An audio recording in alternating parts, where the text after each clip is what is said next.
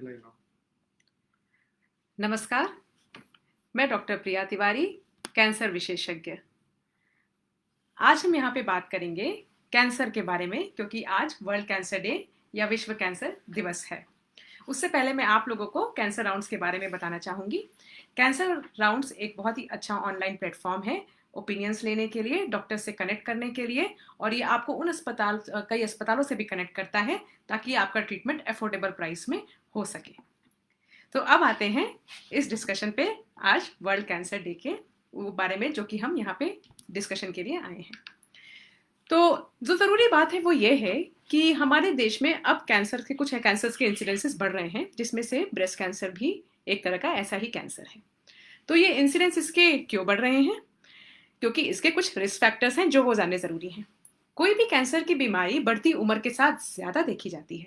Cancer किसी भी उम्र में हो सकता है और ये किसी को भी हो सकता है, लेकिन चूंकि अब इंडिया की पॉपुलेशन बढ़ रही है, इसीलिए हमारे पास अब कैंसर के पेशेंट्स भी इंक्रीजिंग एज के साथ ज़्यादा आ रहे हैं। अवेयरनेस भी बढ़ रही है, जिससे कि कैंसर का डायग्नोसिस भी ज़्यादा हो रहे हैं। लेकिन हाँ, कुछ रिस्क फैक्टर्स हैं। सबसे इंपॉर्टेंट रिस्क फैक्टर है अल्कोहल इनटेक। शराब की मात्रा अगर ज़्यादा पी जाए, सेवन किया जाए, जिसका कि अब काफ़ी ज़्यादा कल्चर हो गया है इंडिया में, उसकी वजह से भी ब्रेस्ट कैंसर के पेशेंट्स बढ़ रहे हैं। इसके अलावा कुछ और रिस्क फैक्टर्स हैं, जैसे कि अगर ओरल कॉन्ट्रासेप्टिव्स का यूज़ 35 ईयर्स के बाद कंटिन्यू किया जाए। मोटापा भी एक रिस्क फैक्टर है। जी हाँ, बहुत सारे कैंसर्स मोटे लोगों में अब देखे जा रहे हैं, और ये इसलिए भी इम्पॉर्टेंट है क्योंकि India is going to become obesity capital. हमारे यहाँ मोटापा अब काफ़ी ज़्यादा हो रहा है। बहुत सारे कैंसर्स मोटे लोगों में देखे जाते हैं, जैसे कि ब्रेस्ट कैंसर, इंटेस्टाइन या आंत का कैंसर, पैनक्रियास का कैंसर, किडनी का कैंसर, फूड पाइप या जिसे हम इसोफेजियल कैंसर कहते हैं। तो बहुत सारे कैंसर्स जो हैं वो मोटे लोगों में देखे जा रहे हैं, और इसमें से ब्रेस्ट कैंसर भी एक कैंसर है। फिर ये भी देखा गया है कि हम जिस प्रकार का खाना खाते हैं, लाइफ स्टाइल की वजह से भी कैंसर का रिस्क ज़्यादा होता है। तो कुछ ऐसे खाने में जैसे कि रेड मीट या प्रोसेस मीट हैं, जिनकी वजह से कैंसर्स का इंसिडेंस बढ़ता है, और ब्रेस्ट कैंसर भी उन कैंसर्स में से एक है। फिर जैसे कि मैं काफ़ी कॉमन एग्जांपल देती हूँ, अगर आप प्रोसेस्ड डाइट यूज़ करते हैं, जैसे कि आजकल हम काफ़ी रिफाइंड खाना खाते हैं, तो इन सब की वजह से भी कैंसर्स का रिस्क बढ़ता है। लोग हमसे पूछते हैं कि खाने की वजह से कैसे कैंसर हो सकता है। तो इसमें बहुत ही सिंपल अगर शब्दों में बताऊं तो, आप जो भी खाते हैं, जो भी चीज़ आपकी खाने से जो आपकी आंत में खाना जाता है, हमारा जो इंटेस्टाइन है उसमें कुछ बैक्टीरिया होते हैं। हेल्दी या अच्छे बैक्टीरिया होते हैं और खराब बैक्टीरिया होते हैं। इनको चेंज किया जा सकता है खाने के द्वारा। जो खराब बैक्टीरिया हैं वो शरीर में कुछ टॉक्सिन्स रिलीज करते हैं, जो कि एक्चुअली कैंसर्स कर सकते हैं। तो आप जो भी खाते हैं, वो सारा का सारा आपके बैक्टीरिया को अफेक्ट करता है, और इसीलिए आप मॉडिफाई कर सकते हैं अपने कैंसर के होने वाले रिस्क को भी। अगर आप हेल्दी खाना खाते हैं, हेल्दी खाना खाने का क्या मतलब है, जैसे कि if you are taking a diet which is rich in antioxidants, जितना भी आपका कलरफुल प्लेट हो, जितना भी अनप्रोसेस खाना हो, जैसे कि cereals, roughage rich diet, all these cause decrease in your chances of having cancer. तो ये बहुत ज़रूरी है कि आप क्या खा रहे हैं, और इस बात का बिल्कुल ख्याल रखें, क्योंकि इससे सीधे सीधे आपके कैंसर के रिस्क पे असर पड़ता है। फिर अगर आप एक्सरसाइज करते हैं, तो जैसे कि मैंने आपको बताया कि मोटापे से कैंसर होता है, तो अगर आप मोटे नहीं हैं बट फिर भी अगर आप एक्सरसाइज नहीं करते, तब भी ये सेहत के लिए अच्छी बात नहीं है। ये ना केवल हार्ट और ब्रेन के लिए ज़रूरी है, लेकिन ये आपके कैंसर के रिस्क को भी कम करता है। कितनी एक्सरसाइज शरीर के लिए ज़रूरी है? तो अगर आप हफ्ते में 5 दिन भी व्यायाम करते हैं, एटलीस्ट हाफ एन आवर या आधे घंटे के लिए, तो व्यायाम का मतलब जैसे कि जॉगिंग, रनिंग, साइकिलिंग, ऐसी एक्सरसाइजेस करिए। तो आप अगर आधे घंटे भी करते हैं, तो ये आपके कैंसर के रिस्क को कम कर देती है। ये भी देखा गया है कि देखिए, ये तो सारे खान पान की बात हो गई, एक्सरसाइज की बात हो गई, मोटापा, अल्कोहल, ओरल कॉन्ट्रासेप्टिव यूसेज, ये सारी चीज़ें। फीमेल्स में ब्रेस्ट कैंसर ज़्यादा देखा जाता है, लेकिन हाँ, ब्रेस्ट कैंसर मेल्स में भी होता है, और because of the risk factors जो कि मैंने आपको बताए, इसकी वजह से अभी मेल्स में भी ज़्यादा ब्रेस्ट कैंसर देखा जा रहा है। जैसे कि मैंने आपको अभी कुछ आइडिया दिया प्रिवेंटिव फैक्टर्स के बारे में भी, तो अगर आप रिस्क फैक्टर्स को जानेंगे और प्रिवेंटिव फैक्टर्स अपनाएंगे, तो आप अपने कैंसर के होने को रिस्क को काफ़ी कम कर सकते हैं। दूसरा कैंसर एक जो फीमेल्स में काफ़ी देखा जाता है और इंडिया में सेकेंड मोस्ट कॉमन कैंसर है, वो है सर्वाइकल कैंसर। तो सर्वाइकल कैंसर के रिस्क फैक्टर्स क्या है? जैसे ब्रेस्ट कैंसर किसी भी फीमेल को हो सकता है, सर्वाइकल कैंसर भी किसी भी फीमेल को हो सकता है। सर्वाइकल कैंसर भी एक बढ़ती उम्र का रोग है। कैंसर इंक्रीजिंग एज में ज़्यादा देखे जाते हैं। सर्वाइकल कैंसर का जो एक रिस्क फैक्टर है वो है HPV नाम का virus, that is human papilloma virus. लोगों को पता नहीं है, बट हाँ, कुछ इन्फेक्शन की वजह से भी कैंसर हो सकते हैं, जिसमें कि HPV इन्फेक्शन बहुत इंपॉर्टेंट है सर्वाइकल कैंसर के लिए। ग्रेट हो जाता है, ये शरीर में बहुत सालों तक पड़ा रहता है, बहुत कर देती है, लेकिन कुछ लोग क्लियर नहीं कर पाते हैं, जिसकी वजह से ये बॉडी के सेल्स में जाके ये डीएनए को अफेक्ट करता है। डीएनए में चेंज होने से, जो कि हमारा जेनेटिक मटेरियल है, वहीं से कैंसर की प्रॉब्लम शुरू होती है। तो HPV इन्फेक्शन की वजह से सर्वाइकल कैंसर देखा जाता है। पुअर हाइजीन से भी कैंसर होते हैं, और जिसमें कि सर्वाइकल कैंसर भी एक कॉमन कैंसर है। मल्टीपल सेक्सुअल पार्टनर्स अगर हों तो उसकी वजह से भी इन्फेक्शन होने का रिस्क ज़्यादा होता है, और उसकी वजह से भी कैंसर का रिस्क ज़्यादा देखा गया है। स्मोकिंग की वजह से सर्वाइकल कैंसर होता है, तो जैसे कि धूम्रपान जो है बहुत सारे कैंसर्स में इम्प्लीकेटेड है। फेफड़े का कैंसर, मुंह का कैंसर, कम से कम शरीर में 10-12 तरह के कैंसर तो हैं ही, जो कि स्मोकर्स में ज़्यादा देखे जाते हैं। लेकिन जो फीमेल्स में एक सर्वाइकल कैंसर बहुत इंपॉर्टेंट कैंसर है, जो स्मोकिंग की वजह से ज़्यादा देखा जाता है। तो ये तो हो गया, मैंने कुछ आइडिया आपको दिया कि कौन से कैंसर के रिस्क फैक्टर्स हैं। कुछ मैंने आपको एक आइडिया दिया प्रिवेंटिव फैक्टर्स के बारे में। सर्वाइकल कैंसर के बारे में जो एक बहुत अच्छी चीज़ है कि HPV इन्फेक्शन से बचने के लिए अब सर्वाइकल कैंसर वैक्सीन या फिर HPV वैक्सीन अवेलेबल है। ये इंडिया में अवेलेबल है, छोटे बड़े शहरों में अवेलेबल है। ये 2 नाम से आती है, सर्वैरिक्स या गार्डासिल। और अब तो ये रिकमेंडेशन आ गई है कि हम 9 साल तक के बच्चों को ये वैक्सीन दे सकते हैं। 9 साल से लेकर 26 साल, लेकिन हाँ, उसके ऊपर भी महिलाएं ये वैक्सीन ले सकती हैं। ऑस्ट्रेलिया एक ऐसी कंट्री है जिसने सर्वाइकल कैंसर इम्यूनाइजेशन जो था, HPV वैक्सीनेशन जो प्रोग्राम था, उन्होंने स्टार्ट किया, और अब वहाँ पे सर्वाइकल कैंसर काफ़ी कम हो गया है। बहुत ही लो इंसिडेंस अब सर्वाइकल कैंसर का उस कंट्री में है। होपफुली इंडिया में भी कभी ऐसी सूरत होगी। तो सर्वाइकल कैंसर से बचने के लिए सबसे अच्छा तरीका है कि HPV वैक्सीनेशन प्रैक्टिस किया जाए। 2 अच्छी बातें हैं कि अब स्क्रीनिंग की भी बातें हो रही हैं। स्क्रीनिंग का क्या मतलब होता है? स्क्रीनिंग का मतलब होता है कि कैंसर को हम तब पकड़ें जब उसके कोई सिम्टम्स या चिन्ह ना हो। लोगों को कैंसर के बारे में डर इसलिए लगता है, उनको समझ में ही नहीं आता कि हमारे शरीर में तो कोई कैंसर का लक्षण ही नहीं था, चिन्ह ही नहीं था, फिर हमें कैंसर कैसे हो गया। तो इसका सबसे अच्छा तरीका है इससे लड़ने के लिए कि हम स्क्रीनिंग प्रैक्टिस करें। जो यूरोप, अमेरिका जैसी कंट्रीज हैं, इवन चाइना में भी स्क्रीनिंग काफ़ी आम तौर पे की जाती है। स्क्रीनिंग का मतलब है कि हम ये करें कि समय पे समय हम कुछ ऐसी जांचें करें जिससे ये पता लगे कि कहीं कैंसर तो नहीं डेवलप हो रहा है। कुछ क्वेश्चंस भी आ रहे हैं और हम ये क्वेश्चंस भी अभी लेंगे। तो जैसे कि सर्वाइकल कैंसर स्क्रीनिंग जो है अब हर बहुत छोटे बड़े शहरों में उपलब्ध है। आप अपने डॉक्टर या किसी गायनेकोलॉजिस्ट के पास जाएंगे, वो सिंपल एग्जामिनेशन करेंगे और एक पैप स्मीयर बनाएंगे, तो उससे ये पता चल जाएगा कि कहीं कैंसर होने का चांस या कैंसर तो नहीं हो रहा है। इससे ये फायदा होता है कि कैंसर बहुत ही शुरुआती अवस्था में पकड़ा जा सकता है, और जिससे कैंसर होने के चांस को या कैंसर ठीक करने का पूरा पूरा चांस होता है। ब्रेस्ट कैंसर भी स्क्रीनिंग के द्वारा पकड़ा जा सकता है। मेमोग्राम नाम की जांच है, एकदम चेस्ट एक्सरे जैसा एक मेमोग्राम नाम की मशीन होती है, जिसमें कि मेमोग्राम किया जाता है, और ये पता लग सकता है कि ब्रेस्ट कैंसर हो तो नहीं रहा। एक क्वेश्चन आया था, आई थिंक हम क्वेश्चंस भी बीच बीच में ले सकते हैं। किसी ने ये पूछा है कि डाइट की टाइमिंग से कैंसर के रिस्क को कम ज़्यादा किया जा सकता है कि नहीं। आई थिंक यही क्वेश्चन था जी। ये बात बिल्कुल सही है, और एक्चुअली ये बहुत ही नया कॉन्सेप्ट है। टाइमिंग ऑफ मील से बॉडी मेटाबॉलिज्म बहुत हद तक चेंज किया जा सकता है। अगर आप अर्ली डिनर करते हैं, इंडियंस की तो आदत हो गई है अभी लेट खाना खाने की, हम लेट खाते हैं, देर तक टीवी देखते रहते हैं और सोते भी लेट हैं। तो लेकिन ये है कि अगर आप 9 बजे से पहले डिनर लेते हैं, और अगर आप 9 बजे से पहले और at least 2 hours before the sleep time, तो ये देखा गया है कि इससे भी कैंसर होने का जो रिस्क है वो कम है। फीमेल्स में ब्रेस्ट कैंसर और मेल्स में प्रोस्टेट कैंसर के रिस्क में का कमी आ जाती है टाइमिंग ऑफ द मील से। इससे आपका मेटाबॉलिज्म दुरुस्त होता है। अर्ली डिनर लेने के बहुत सारे हेल्थ एडवांटेजेस हैं। ये आपके बॉडी वेट पे भी फेवरेबल इफेक्ट रहता है, और ये भी देखा गया है कि even for the memory, for the your condition of the heart, brain, सारी चीज़ों के लिए काफ़ी अच्छा है। तो yes, timing of the meal is also very important. तो आपको ये पता होना चाहिए कि क्या खाना है, और ये भी पता होना चाहिए कि किस समय पे खाना है। इसके अलावा भी और भी जैसे छोटी बहुत चीज़ें हैं जिनसे कि कैंसर के बारे में जागरूकता बहुत ज़रूरी है। तो जैसे कि मैंने आपको सर्वाइकल कैंसर के बारे में बताया, एचपीवी वैक्सीनेशन के बारे में बताया, गार्डासिल और सर्वैरिक्स के बारे में। लोगों को बहुत लगता है कि सर्वाइकल कैंसर वैक्सीनेशन से बहुत ज़्यादा लोगों को डर है।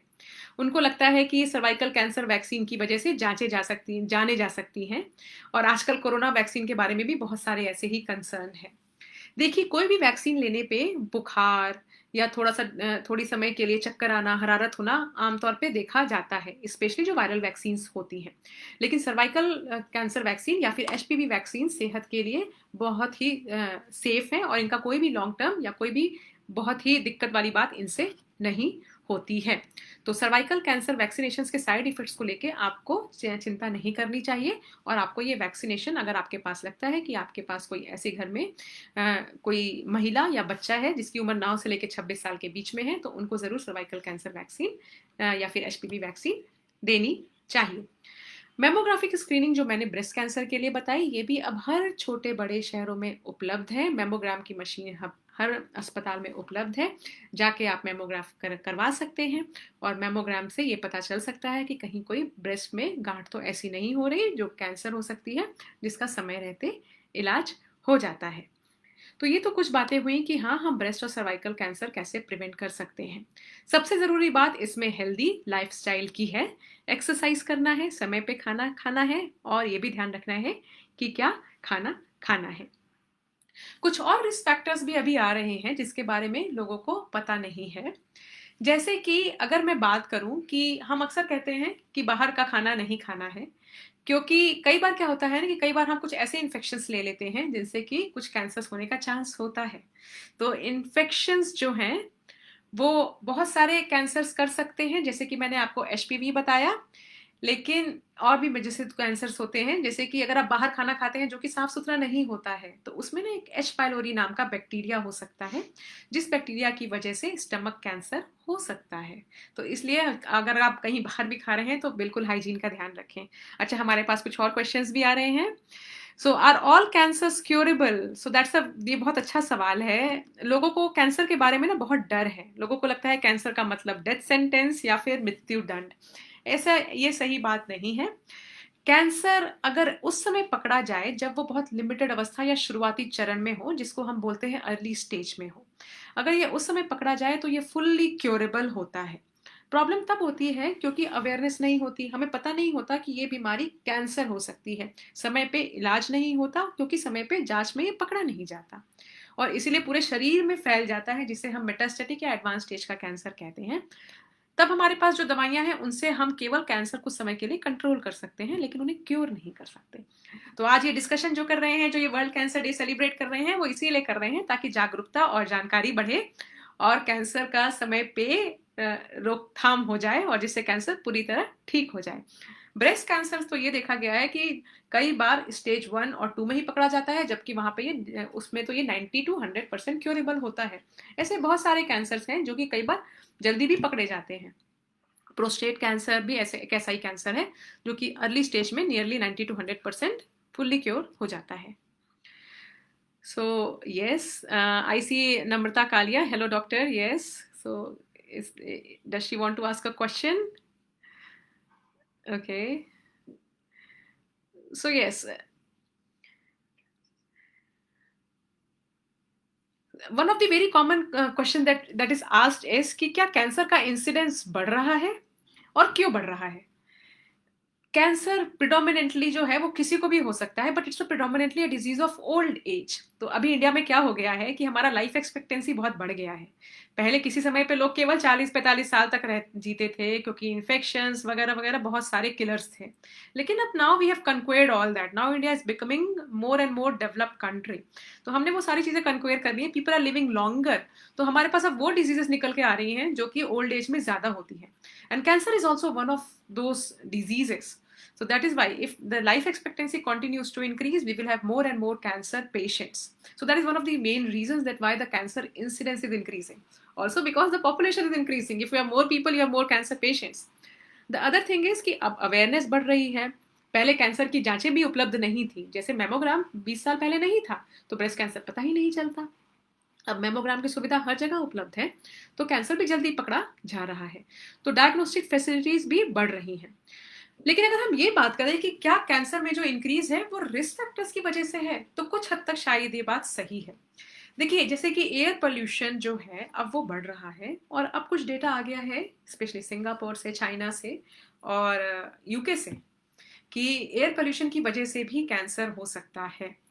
तो यस, तो air pollution is definitely playing a role. फिर जैसे कि मैंने आपको बोला अल्कोहल के बारे में, पहले 20 साल पहले तो शराब कहीं दिखती नहीं थी, अब हर शादी हर ओकेजन में शराब दिखती है। It's become part of our Indian lifestyle, so that contributes to many cancers. तो यस, कुछ तो हद तक तो रिस्क फैक्टर्स का भी रोल है, लेकिन हाँ, हेल्दी लाइफ स्टाइल अपना के आप बहुत सारे कैंसर से बच सकते हैं। So I think more and more questions are coming. Doctor, is there any test we need to keep in mind about self-test? So yes, what is important about test is, ये बहुत ही common question है जो लोग पूछते हैं कि क्या ऐसा कोई सिंपल ब्लड टेस्ट है जिससे कि सारे कैंसर्स के बारे में पता लगाया जा सकता है। तो एक प्रोस्टेट कैंसर के लिए एक PSA नाम का एंटीजन टेस्ट होता है जो कि हम ब्लड में करते हैं, जिससे प्रोस्टेट का कैंसर का पता लगाया जा सकता है। कुछ और ब्लड टेस्ट भी हैं, पर वो जनरली तभी रेज्ड होते हैं, तभी पता लगाते हैं अगर कैंसर थोड़ा ज्यादा हो। कैंसर शुरुआती अवस्था में हो तो ऐसा कोई ब्लड टेस्ट नहीं है। अभी कुछ रिसर्च आ रहा है कि शायद इंटेस्टाइन या कोलन कैंसर्स के लिए कुछ ऐसे टेस्ट आ रहे हैं कि ब्लड में हम मेजर कर सकते हैं। पर ये कहें कि कोई केवल एक ही सिंगल ब्लड टेस्ट है जिससे सारे कैंसर्स पता चल जाए, ऐसा बिल्कुल भी नहीं है। जैसे मैंने आपको बताया कि 45 साल से ऊपर की उम्र में ब्रेस्ट कैंसर के लिए मेमोग्राम करना चाहिए, 30 साल से ऊपर की उम्र में सर्वाइकल कैंसर के लिए पैप स्मीयर करना चाहिए, और इंटेस्टाइन या कोलन कैंसर पकड़ने के लिए कोलोनोस्कोपी होती है। कोलोनोस्कोपी क्या है, यहाँ पे डिटेल में बताने से अच्छा है कि आप नेट पे भी सर्च कर सकते हैं, वीडियोस देख सकते हैं, क्योंकि ये काफ़ी बड़ी चीज़ हो जाएगी बताने के लिए, डिटेल में चीज़ हो जाएगी। लेकिन हाँ, अब कोलोनोस्कोपी की वजह से ये देखा गया है कि कोलन कैंसर या इंटेस्टाइन के कैंसर जो हैं वह जल्दी पकड़ में आ सकते हैं। वेस्टर्न कंट्रीज में किसी की भी उम्र अगर 50 साल से ऊपर है तब वह हम इंटेस्टाइन के कैंसर्स को पकड़ सकते हैं कोलोनोस्कोपी के द्वारा, और यहाँ पे ये 50 साल से ऊपर के लोगों में काफी यूज किया जाता है। इंडिया में भी धीरे धीरे अब ये कल्चर आने लगा है। और कोई क्वेश्चन है तो मुझे बताइए। ओके,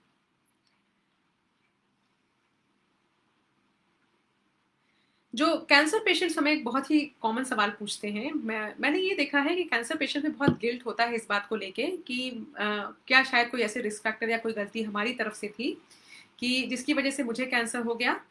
तो देखिए, ये जान लीजिए कि in the absence of also all the risk factors you can still get cancer, क्योंकि cancer can arise because of the abnormal cells in the body जो किसी के भी शरीर में बन सकते हैं। तो इसीलिए अगर किसी को भी कैंसर की डायग्नोसिस होती है तो उसे गिल्ट रखने की जरूरत बिल्कुल भी नहीं है। Yes, doctor, I want to know, is breast cancer hereditary? So this is a very good question. Hereditary का मतलब यह है कि क्या कैंसर फैमिलीज में रन कर रहा है, क्या कैंसर वन जनरेशन से दूसरे जनरेशन में ट्रांसफर हो सकता है। बहुत ही कॉमन क्वेश्चन है, और शायद कैंसर के बारे में स्टिग्मा भी बहुत है कि अगर मेरी मम्मी को कैंसर है तो क्या मुझे कैंसर हो सकता है, या जिस घर में मैं शादी करने जा रहा हूँ उस घर में एक दो लोगों को कैंसर है तो क्या मैं जिससे शादी करूंगा, जो मेरे बच्चे होंगे, क्या उनको भी कैंसर हो सकता है। ये एक बहुत ही कॉमन क्वेश्चन है। देखिए, ये देखा गया है कि 5 से 10% या प्रतिशत जो ब्रेस्ट कैंसर्स या ओवेरियन कैंसर्स होते हैं और जो इंटेस्टाइन वगैरह कैंसर्स होते हैं वो जो है वो फैमिलीज में रन करते हैं। जीन्स में कुछ डिफेक्टिव जीन्स होते हैं जिसकी वजह से वो एक फैमिली से दूसरी फैमिली में ट्रांसफर होते हैं, लेकिन ये केवल 5 से 10% ही है। मेजॉरिटी ऑफ कैंसर्स ऐसे नहीं होते हैं। कैसे पता कर सकते हैं कि हाँ कैंसर तो किसी को भी हो सकता है? कैसे पता कर सकते हैं कि हमारे घर में हेरिडिटरी कैंसर है या नहीं? अगर आपके घर में कई फैमिली मेंबर्स, जैसे 2 या 2 से ज़्यादा फैमिली मेंबर्स को कैंसर है, या अगर एक ही बंदे के अंदर 2-3 तरह के कैंसर हैं, जी हाँ, एक से ज़्यादा कैंसर भी एक शरीर में हो सकते हैं। सो 2-3 तरह के कैंसर्स हैं या बहुत ढेर सारे फैमिली मेंबर्स को कैंसर है, तो ऐसे लोगों में कैंसर्स हो सकता है कि फैमिलीज़ में ही रन कर रहा हो। तो अगर आपको ऐसी कोई आशंका है तो आप अपने डॉक्टर्स के पास जाइए, वो बिल्कुल डिटेल में हिस्ट्री लेते हैं, पता करते हैं कि किस किस फैमिली मेंबर को किस किस एज पे कैंसर हुआ, क्योंकि जो फैमिली या जेनेटिक वाले कैंसर होते हैं वो बहुत यंग एज में ही डेवलप होने लगते हैं। और उसके बाद वो सिंपल सा ब्लड टेस्ट करेंगे, तो सिंपल से ब्लड टेस्ट से ये पता चल जाएगा कि आपके पास डिफेक्टिव जीन्स आपकी बॉडी में है या नहीं, जिनसे कि कैंसर हो सकता है या नहीं। तो एक सिंपल से ब्लड टेस्ट से, अब ये ब्लड टेस्ट सारी अच्छी लैब्स में अवेलेबल है और जिससे ये पता लगाया जा सकता है, कोई बहुत ही हाई फाई टेस्ट की ज़रूरत नहीं है। So is self testing possible? So self testing का मतलब होता है breast self examination is possible. Anybody जिसकी भी उम्र 21 साल से ऊपर है, ऐसी सारी फीमेल्स को अपना एक ब्रेस्ट सेल्फ एग्जामिनेशन सीखना चाहिए। इसके लिए सिंपल यूट्यूब पे वीडियोस हैं, और once a month breast self examination करना चाहिए, जिससे आप ब्रेस्ट में कोई भी लंप है वो पकड़ सकते हैं। ब्रेस्ट कैंसर का जो सबसे कॉमन मैनिफेस्टेशन होता है वो एक गांठ या लंप की फॉर्म में ही होता है। सारे लंप कैंसर नहीं है, लेकिन हाँ अगर लंप है तो आप जाके जांच करवाइए और ये पता लगाइए कि कहीं वो कैंसर तो नहीं है। लेकिन ब्रेस्ट कैंसर के अलावा सेल्फ टेस्टिंग किसी और कैंसर के लिए रिकमेंडेड नहीं है। So we do have more questions, और भी क्वेश्चंस आ रहे हैं। Hello doctor, what can be the initial symptom to see if this is cancer related? So देखिए, ये बहुत ही अच्छा क्वेश्चन है, क्योंकि लोगों को ज़रा साइंस एंड सिम्टम्स ज़्यादा पता नहीं होते। अब कैंसर जब to start with it mimics all the commonly occurring diseases, और इसीलिए शायद ये पकड़ में भी टाइम पे नहीं आता, क्योंकि ना मरीज को लगता है ये कैंसर है, और ना जो जिसके बाद आप डॉक्टर्स के पास जाते हैं कई बार उन्हें भी नहीं पता होता। अगर खांसी हो रही है तो वो इन्फेक्शन भी हो सकता है, वो टीबी भी हो सकता है, वो कैंसर भी हो सकता है। मैं ये कहती हूँ कि अगर आपकी उम्र थोड़ी ज़्यादा है, लाइक 40 साल 50 साल से ऊपर, और आपको कोई भी एक ऐसा सिम्टम है जो 2-3 हफ्ते में ठीक ना हो, ये बढ़ता ही जाए, तब आपको अपने डॉक्टर से मिलके कैंसर ज़रूर एक्सक्लूड करवा लेना चाहिए। जैसे कि पेट में दर्द शुरू हो गया हो, ठीक नहीं हो रहा और बढ़ता ही जा रहा है, तो कम से कम आप एक अल्ट्रासाउंड करवा लीजिए। अगर कॉन्स्टिपेशन शुरू हो गया हो और ठीक नहीं हो रहा, तो ये आंत का कैंसर हो सकता है। आपको कफ बन रहा है, ठीक नहीं हो रहा, तब ये फेफड़े का कैंसर हो सकता है। तो एक चेस्ट एक्सरे या HRCT चेस्ट करवाने में कोई बुराई नहीं है। कुछ तो अलार्मिंग सिम्टम्स होते हैं, जैसे कि मूवीज में दिखाते हैं कि अगर खांसी में खून आने लगे तो वो फेफड़े का कैंसर होता है। तो ये सारे तो कुछ अलार्मिंग सिम्टम्स हैं जो कि आप देख के आप तुरंत डॉक्टर के पास जाते हैं। लेकिन मैसेज ये है कि कोई भी एक ऐसा साइन एंड सिम्टम जो कि कुछ कॉमन प्रॉब्लम्स में भी हो सकता है, पर ये 2-3 हफ्ते 4 हफ्ते तक रहे, बढ़ता ही जाए, ठीक ना हो, तब यह कैंसर हो सकता है। कहीं कोई लंप आ जाए, जैसे ब्रेस्ट में लंप आ सकता है, यहाँ पे नोड्स डेवलप हो सकते हैं, ये सारे भी कैंसर के लक्षण हो सकते हैं। तो डॉक्टर से मिलके जांचें करवाने में, एग्जामिनेशन करवाने में कोई हर्ज नहीं है। Yes, so there are more questions. I have breast pain after menstrual period in right underarm. Is it related to breast cancer? देखिए, केवल दर्द के बेसिस पे कैंसर है या नहीं ये कहना मुश्किल है। अगर आपको परसिस्टेंट ब्रेस्ट कैंसर हो रहा है, ब्रेस्ट पेन हो रहा है, तो आपको डॉक्टर से मिलना चाहिए। केवल पेन कैंसर में हो तो उसके साथ अगर गांठ है तब हो सकता है कि वह कैंसर है, बट ये हो सकता है कुछ इन्फेक्शन वगैरह भी हो। मेंस्ट्रुएशन के टाइम पे जो पेन हो रहा है जनरली वो कैंसर नहीं होता है। लेकिन हाँ, अगर आपको अंदेशा है और if it is related to the periods और the menstrual cycle, if it is unrelated to periods और menstrual cycle, it might be cancer. So yes, अगर आपको ज़्यादा आपको चिंता है तो आपको डॉक्टर से ज़रूर मिलना चाहिए।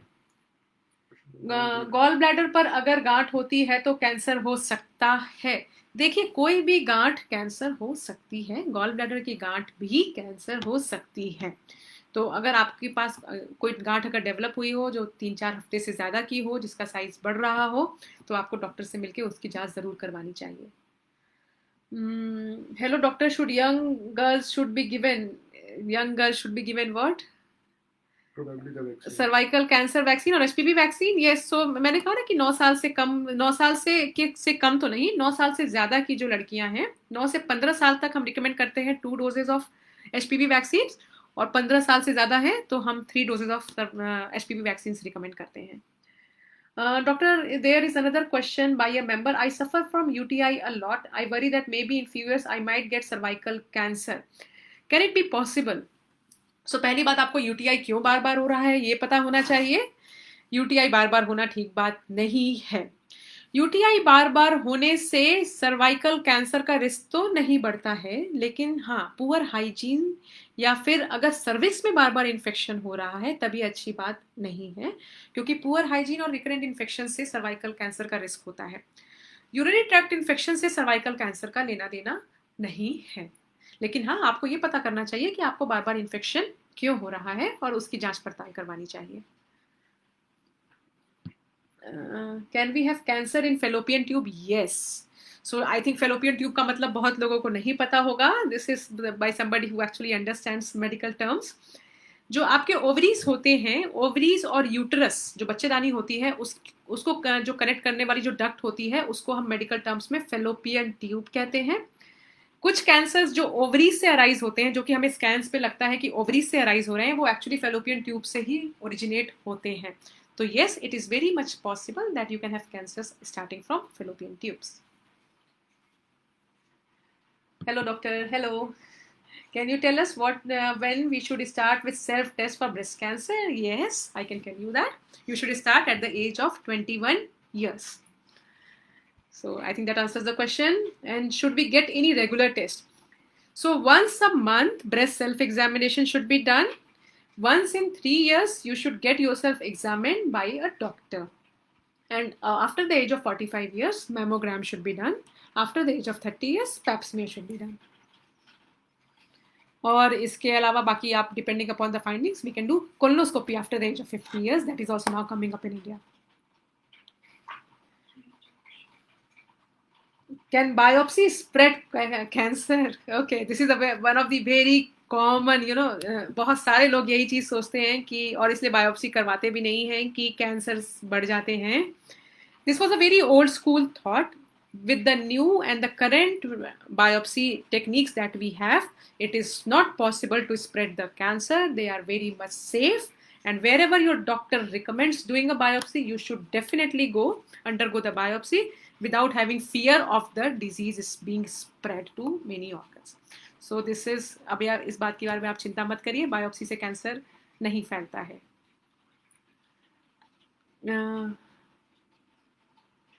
So I usually feel itching in my breast. I hope it is not a big issue. So if you feel itching in your breast, it could be because of the multiple reasons. Itching does not usually happen in breast cancer. It is not a symptom of breast cancer, but like I said, that you should always find out why there is itching in the breast, and you should always find out the cause and treat it accordingly. What are the preventive steps except vaccine, and how often test, and which one should be done? Does it apply to cervical cancer or which particular cancer? Namita जी का question है. सो I think preventive steps के बारे में बात की मैंने, 3-4 बातें की. मैं एक बार दोबारा समराइज कर सकती हूँ.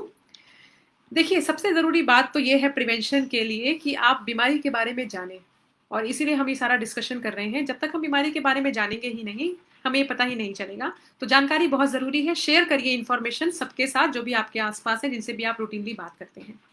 दूसरा स्टेप ये है कि healthy life style goes a very very very long way. देखिए, कोई भी 100% श्योर शॉट मेथड नहीं है कैंसर को 100% प्रिवेंट करने के लिए, लेकिन हाँ, कुछ ऐसे फैक्टर्स हैं जिसकी वजह से आप रिस्क कम कर सकते हैं. जैसे कि मैंने पहले भी बताया, आप जो खाते हैं उससे बहुत फर्क पड़ता है. रेड मीट और प्रोसेस मीट अवॉइड करिए. प्रोसेस खाना जो है वो आप अवॉइड करिए. Unprocessed food, diet rich in berries, antioxidants, roughage is very good for your health and it helps to prevent cancers also. फिर जैसे कि मैंने एक्सरसाइज के बारे में भी बताया, योगा बहुत अच्छा होता है. और जैसे कि अगर आप half an hour of brisk aerobic activity करते हैं per day, 5 days at least in a week, it is very good to prevent cancers. जैसे कि रनिंग, जॉगिंग, साइकिलिंग, जो कि शायद बहुत कम लोग करते हैं. To start with, you can start using stairs at your work place. That is usually the first step that I recommend, कि अगर आपको टाइम अलग से नहीं मिल पाता तो कम से कम आप वर्क प्लेस या जहाँ पे भी आप रहते हैं वहाँ पे आप स्टेयर्स का इस्तेमाल ज़रूर करें. फिर टाइमिंग ऑफ द मील के बारे में भी हमने बात की. इसके बारे में मैंने एक अलग से वीडियो भी बनाया है. जो आपका टाइमिंग है वो 9 बजे से पहले होना चाहिए, उससे भी कैंसर का रिस्क पे कमी आती है. I have a strange question, एक क्वेश्चन आया है मेरे पास. I get a boil in the pubic area every time I get my period. Is it a sign to worry? So this is not a sign to worry from as far as the cancer is concerned, but you should not get boils during the time of period. That means that your hygiene is quite compromised at the time of periods, which is not a good sign because the boil can give rise to systemic infections. तो आपको hygiene at the time of periods आपको ज़्यादा ध्यान देना चाहिए. Do we have more questions? I get lump in my underarm usually every time I have periods. Is this something I should worry about? So जैसा कि मैंने आपको कहा कि अगर आपको पीरियड्स के टाइम ही लम्प्स बन रहे हैं, so this is usually not cancer, क्योंकि कैंसर के लम्प्स जो होते हैं ना वो सबसाइड ही नहीं होंगे, वो अगर एक बार बन गए तो वो बढ़ते ही जाते हैं. That is the problem with cancer, right?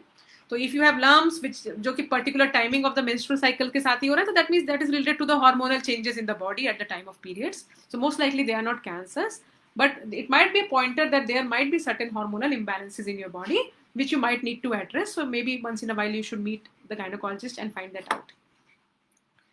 Does neck cancer can occur due to thyroid? Yes, thyroid is an organ which is situated in your neck. So thyroid cancer can give rise to swelling in the neck, and that is very much possible.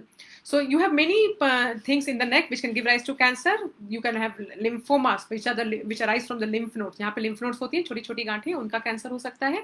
Thyroid का भी cancer हो सकता है, जिसको कि आप neck cancer बोल सकते हो. Is fasting good for avoiding cancer? So there is two aspects to it. There is something called as intermittent fasting. देखिए, fasting is good for health. Fasting is good for health because it helps to restore normal body metabolism. हम आजकल जितना खाना खाते हैं शरीर को actually उतनी ज़रूरत नहीं है, क्योंकि मोस्ट ऑफ द टाइम हमारा बहुत ही सीडेंटरी लाइफस्टाइल होता है.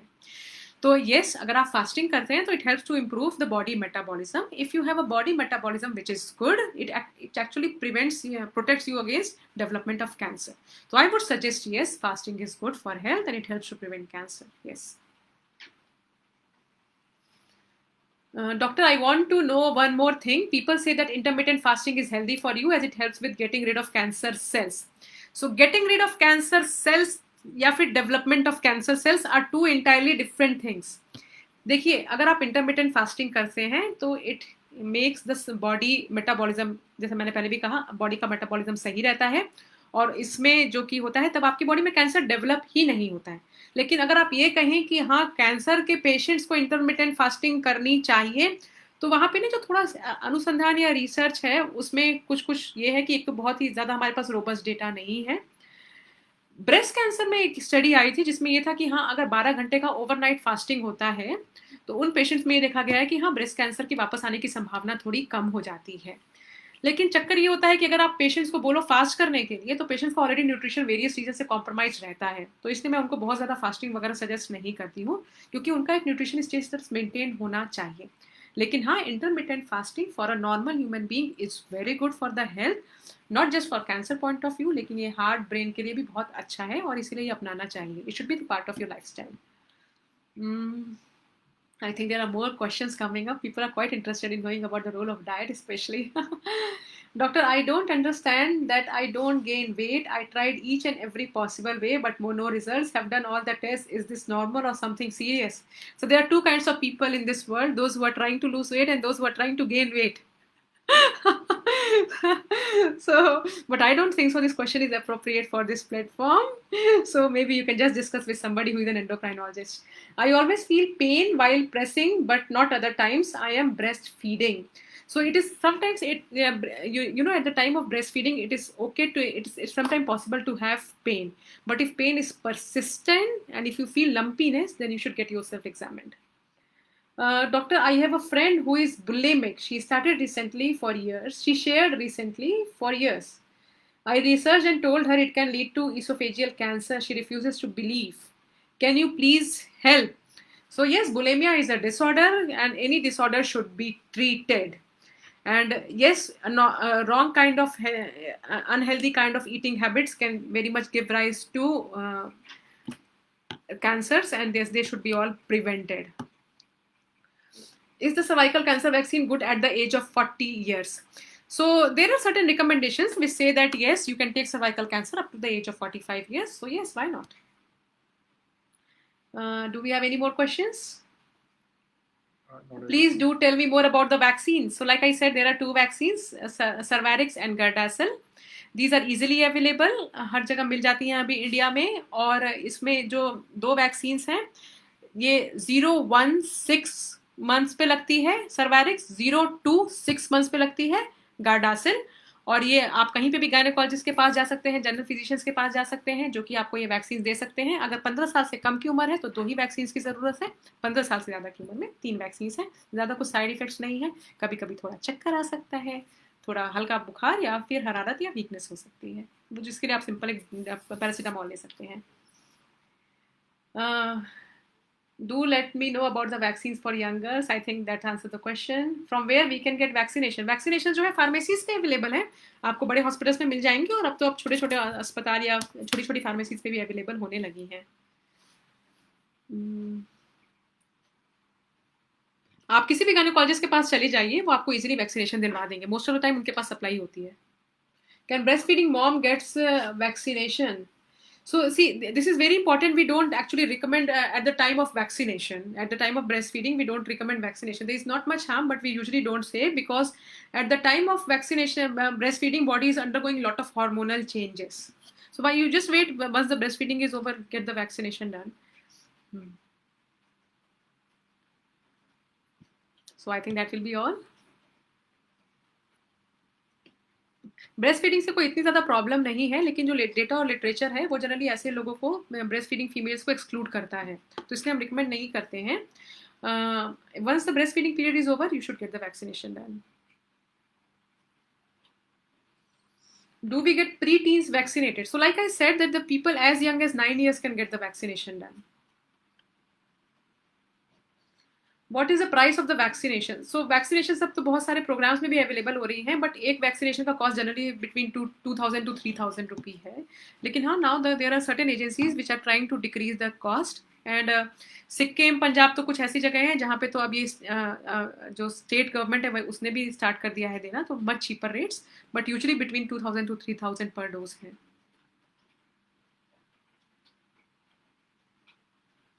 Is it true that those who have breastfed their kids are not at the risk of breast cancer? So the thing is, there is a very marginal benefit, but जैसे कि अगर आपको ये लगे कि अगर आपने ब्रेस्ट फीडिंग की है और इसीलिए आप ब्रेस्ट कैंसर से प्रोटेक्टेड हैं, तो ये सही स्टेटमेंट नहीं है. हमारे पास जो ब्रेस्ट कैंसर पेशेंट इंडिया में आते हैं, उनके तो सबके बच्चे ही होते हैं. लेकिन हाँ, compare to people who have never breast fed, the people who have breast fed, उनको स्लाइट प्रोटेक्शन होता है. जब ब्रेस्ट फीडिंग चल रही होती है तो बॉडी में एक हार्मोन होता है एस्ट्रोजन, उसके लेवल लो रहते हैं. एस्ट्रोजन इम्बैलेंसेस की वजह से ही ब्रेस्ट कैंसर होता है. तो ब्रेस्ट फीडिंग के टाइम इसके लेवल्स जो होते हैं वो लो होते हैं. तो ऐसी फीमेल्स में ये देखा गया है कि the females who have never breast fed, उनमें ये हार्मोनल इम्बैलेंसेस ज़्यादा होते हैं. तो ये कहा जाता है कि थोड़ा सा प्रोटेक्शन होता है, बट बहुत ही मेजर प्रोटेक्शन नहीं है. तो ऐसा नहीं है कि आप आँख बंद करके बैठ जाएं और ये सोचें कि हमें और कोई हेल्दी लाइफस्टाइल लेने की ज़रूरत नहीं है because of the breast feeding. Okay Doctor, is there any packages available for preventive test? So the thing is, more and more hospitals are now coming up for the prevention point of view, and they are designing preventive health care packages. So yes, there are hospitals, even our hospital has designed a preventive health checkup package, from where you get a pap smear, you get a mammogram, and they will do a comprehensive blood test analysis just to see there is something unrelated problems, not just cancers. You can pick up so many things by doing the blood test, so all those things are included.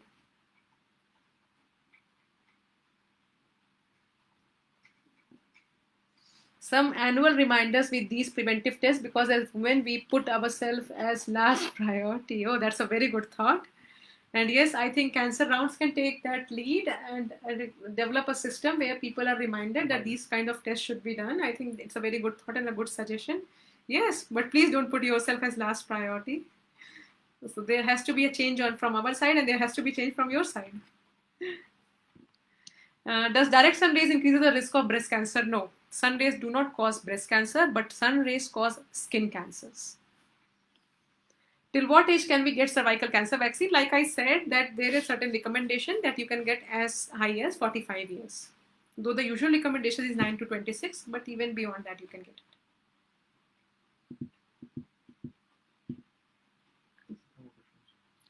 So I think that will be all. तो 7:30 हो गए.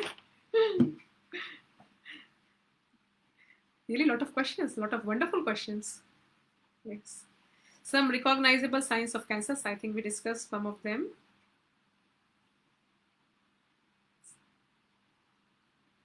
It is so nice to see such a wonderful audience participation. Right. Yes. So you want to continue for another 5 minutes, or you want to? So I think we have repeatedly discussed that what are the preventive steps and what are the facilities for the screening and the tests recommended and the vaccines also. So the most important thing is have a healthy lifestyle. Okay बहुत लोगों को लगता है कि शायद अगर हम साथ में सिगरेट नहीं पी रहे हैं तो ये अनकूल है, लेकिन active smoking and passive smoking से कैंसर होता है, अल्कोहल से कैंसर होता है. तो इन चीज़ों से बचना चाहिए. आप समय पे खाना खाइए और अच्छा खाना खाइए, स्वस्थ खाना खाइए. इंटरमीडिएट फास्टिंग यूज़ कर सकते हैं तो प्रैक्टिस करिए. ओबेसिटी से बचिए. ये सारे हेल्थ मेजर्स से आप डेफिनेटली कैंसर से बच सकते हैं. Thank you. Thank you doctor. Yes.